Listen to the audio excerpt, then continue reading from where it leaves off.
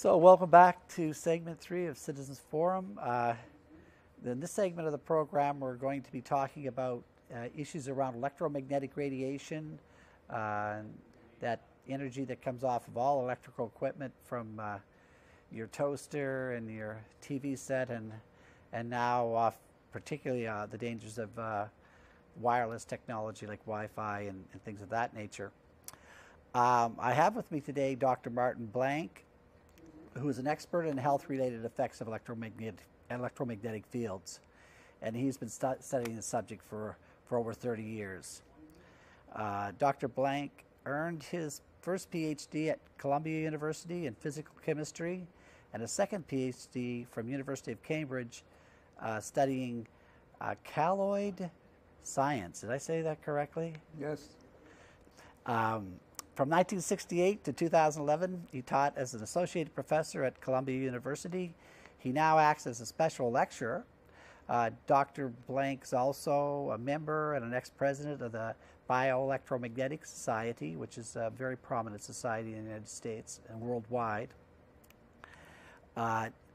Dr. Blank has served and has been invited as an expert witness regarding EMF safety for the House Committee on Natural Resources and Energy in Vermont, the House of Commons Standing Committee on Health, which is called for an examination of the potential health impacts of radiofrequency radiation on health. And Dr. Blank is an author of a new book called Overpowered: The Dangers of Electromagnetic Radiation and What You Can Do About It. It's available at Amazon.ca. So welcome to the show, Dr. Blank. I looked at your bio, and I'm just really hitting the highlights, maybe, but there's so much I know you've done in your lifetime around this issue, and it's such a pleasure to have you here today. But we have to, I think, start at the beginning for our viewers, and I think we should have a very quick primer on what the issues are. And let's talk about, for instance, to start out with, what is electromagnetic radiation?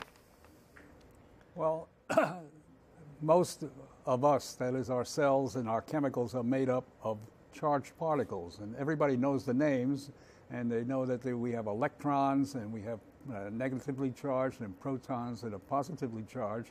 Well, the fields that come in contact with these charges will affect them. They will change the way they move. They will make them move at times. And so electromagnetic radiation is, electromagnetism is a fundamental force that will influence the materials that we're made of. And in fact, it does. This is one of the earliest things that was found that in connection with childhood leukemia. That was one of the first things that was noted. Electrification occurred, well, step by step in different places in the country. And what people noticed was that those areas that had electrification, shortly thereafter, there was a bump in the incidence of childhood leukemia. This was pointed out, and as a result, people started to look at that, and they did studies, and there was a study that was done, I think, in 1979 that found that indeed there was a correlation between the incidence of childhood leukemia and the exposure to electromagnetic fields. So it wasn't only the electric field, but the magnetic field that can travel without actual contact. And so you ended up getting this bump, and it was shown by the various health committees that this was a probable cause of cancer, and they warned against it. This was back in the early 90s. Mm-hmm. So that's the first big step that has been taken. But there are other steps that the thing is that in addition to the electrical effects and the simple magnetic effects of 60 hertz, that's the simplest kind of electromagnetic stuff we're exposed to. As you go higher frequency, and all that means is that the waves, the electricity and the magnetic fields are changing more rapidly, then you start getting other effects. And that's what we're into now. We've been slowly getting faster and faster waves. And the waves now are in the Wi-Fi range, they're in the radio frequency range, they're microwave, and these effects are coming at us in increasing amounts, and they're having increasing biological effects. And yeah. I think that it's probably if I can just step a little bit further into the biology part or the physics part of the biology, electric fields will have an effect on charges. You know that the charges, and opposite charges will attract, like charges will repel each other. But the thing is that if a charge,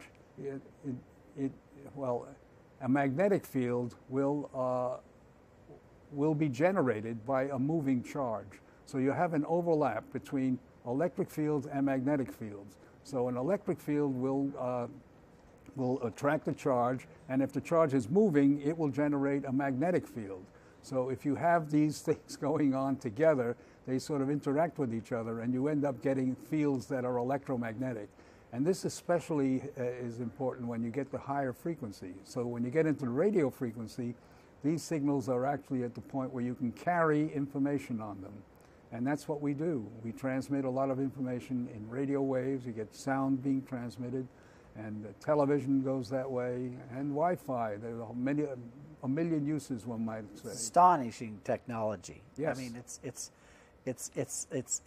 like if you go back 100 years and you were talking about what this sort of technology we'd have, they couldn't comprehend that we could have this sort of technology around us. Well, and it's amazing the rate of growth. Yeah. I mean, this stuff is now. When I give a lecture, I show the spectrum. That is, the different frequencies that are natural frequencies that one finds in nature. But one doesn't find them all. If you go back 200 years, you won't find the bottom part. The bottom part is missing. Yeah. Anything below the sun, when you get, let's say, infrared, which is also below the sun, that comes from the sun. The sun also gives a little bit of this lower frequency stuff, but on the other hand, very, very little. Yeah. The only contribution that was there that very low was the Schumann resonances, which occur because there are lightning storms on the Earth, and they generate a certain signal as well. But now you've got that whole bottom region, which was empty all these years, virtually empty, is now getting filled. And they're running out of space. They're giving away different segments of the electromagnetic spectrum, which is what is called this whole array of frequencies. And they've been selling them more and more, and they're all being used. It's amazing. And it's quite astonishing. Because even like I say, I started getting interested in this topic about the early 90s, and I remember reading Sam Milham's stuff about electrification. And Sam Milham, if I can interrupt you, Sam Milham was the guy who pointed out that this bump occurred in childhood leukemia. Yeah. And he told people that that's an important indication that these electric fields are now doing something biological. Yeah, and to me it was like, every day when I picked up a book, and I think you were referencing the Wertheimer and Leeper studies. Right. And the childhood leukemia studies. And so that was fairly fresh, like it was done in the late 70s. 79. So, and so I was coming around, I was reading some of the stuff in the early 90s, and I was really astonished by it. I was an electrician, I'm still an electrician, and I was thinking, oh my gosh, I'm getting a lot of exposure. And I was at the time. I really changed my way I did my trade, and also changed the way I promoted the electrical industry and the products that I sell and all that. So it was a life-changing thing for me, but still wireless. People were saying, "Oh boy, we're in trouble now. Cell phones are here," and I'm going, "Oh really? Oh no, I didn't really want to know about that because I thought cell phone was such a great idea, and I was carrying a cell phone from early '80s, and then the evidence piled up, and pretty soon my cell phone went because I couldn't operate with that cell phone, and I also could just see the evidence was too powerful. But in the end, of course, human nature being what it is, the convenience seems to be overriding the health concerns, and I've watched 20 years of us sort of slipping in the wrong direction on the overall awareness level, but perhaps maybe we're going to see a change there. Well, whether we see a change or not, in terms of, I doubt it, because it really is very enticing technology. I mean, even we changed. We had cables all over our television, not television, a computer room with the stuff. And the thing is, we recently changed to wireless connection. because the cables were just, it was a mess that you just couldn't find. If anything went wrong, it took for hours to figure it out. But the thing is, people don't realize you can shut off the wireless. Yeah. And nobody does it. They let the thing go all night when they're asleep and they're not using the wireless. Yeah. So that's the first thing that people ought to do, and it's the simplest thing to do. Just unplug it or pull the plug out when you're not using it, and that'll lower the exposure. But even more important is shut off your cell phone before you put it in your pocket. Yeah. Because the thing is, the cell phone is telling the antenna, the tower, where you are by sending signals, and you're answering back and forth, and that each time it answers the tower, it's sending a signal through you. Yeah, and always a problem because the exposure is very high because of the proximity to your body, and that's like, it doesn't take a really strong signal to make some big changes, and there it is right against your body. So never a good idea. I'm going to start quizzing you a little bit because we're going to run out of time. Oh, go right ahead. And now you have to answer some tough questions. I mean, nice overview of the situation, but now we're into this crux of trying to get our regulators to look at the issue, and you look at it scientifically, let's say. And I think it'd be wise to sort of explain to our viewers. Let's say, for instance, we know Health Canada regulates us, and they regulate this the exposure standards for this type of radiation. But perhaps you should tell us, how does Health Canada set their standards? What is the criteria they use, and to define safety, let's say, and how does that differ from the sort of things that we're talking about today? Well, the people who make these decisions are by and large not biologists. And the fact that they're not biologists means that they have to find a criterion that they're not familiar with. And it may even be irrelevant, but the fact is that's what they're dealing with. So they've said that if things are, if there's a certain amount of energy deposited, it'll do some damage. And if there's more energy, it'll do more damage. And so they set a point at which the energy is piling up, and they measure the temperature, and so this is known as the thermal criterion, and they set a value. Well, I ask cells how they feel about the different exposures, and when you ask them, they give you an unequivocal answer, because there's something called a cellular stress response, and they react to temperature. In fact, that was the first thing that was measured. It's called a heat shock response. And the heat shock response involves making special proteins. There are about 20 of these proteins, and the cell starts to make them, and it's an indication that the cell has to do something to correct the damage, to prevent further damage, things like that. Well, when you apply the temperature, an increase in temperature, it makes stress proteins, sure enough. But it starts to make stress proteins at a much lower level of electromagnetic exposure. And that, I think, is the key, that the people who are setting the standards are using the wrong ruler. They're not measuring the right kind of thing to tell if your cells are safe. And the upshot is that if you look at these studies that have been done, there are more and more studies showing that there is an increase in things like cancer. Recently, there was some discussion that the brain cancer was really not increasing. Somebody had found some data, they published it, and they made a whole to-do about it. Recently it was found out that they changed the way in which they were collecting the data. And so these are data that come from Scandinavia. And now somebody did a study and found that the studies that were omitted or taken off this particular measure, when you add them together, there's no doubt that the number of cancers, brain cancers, are increasing. Yeah. So that these are the kinds of problems or issues that surround the human exposure, and the need to find a safe criterion to protect people. So, for instance, could I say, would it be fair to say, like Health Canada, setting standards based upon a thermal effect on the human body, that anything less than what actually causes the body to warm up seems to be a safe level exposure for them?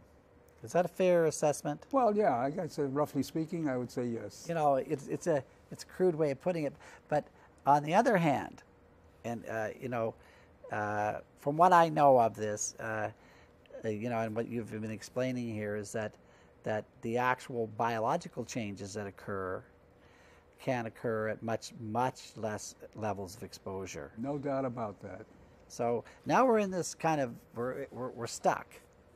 We have Health Canada seemingly unwilling to look at all this other evidence. They've just reviewed their safety standards again and pretty well republished them pretty well at the same levels as before with minor tweaking, but nothing that important. Recently, in the last couple of 3 years, we have Frank Clegg and the Canadians for Safe Technology have arrived and really have done some fantastic work, I think, in informing the politicians and trying to make some changes. And I know what they call the House of Commons Standing Committee on Health, which just met again in March, and I know you participated in that. Were you finding there was a little more receptivity to your message this time than before, or do you see any glimmers of hope here? Well, I guess last week or before, we actually had an interview with the House Committee, and the fact is that the questions were quite pointed, directed at the people from the panel that made these decisions. And I think they realize that there are structural problems with the way the safety standard is being constructed. If you don't have a biologist on the committee, or I don't care, maybe they call them biologists, but if you don't have somebody who understands the biology and the developments that have been occurring in there and trying to understand what will affect the health of a cell, you're not going to come up with a correct answer. It's just as simple as that. I mean, you don't go to a dentist if you have a heart problem. That at least most people wouldn't. And the thing is that you've got to find the right specialist, and you need somebody who understands how the body accommodates these various stresses that are brought to bear on it. And it's easy. I mean, there's a whole literature on that, and there are people who know it. Yeah, and there's lots of great things to read.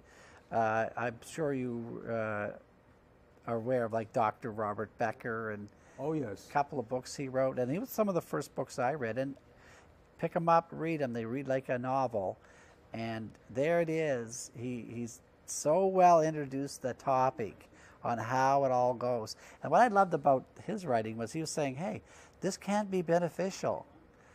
Yes. And that was quite enlightening for me, that, oh yeah, if it's creates biological activity, well, maybe it could be done for the good too.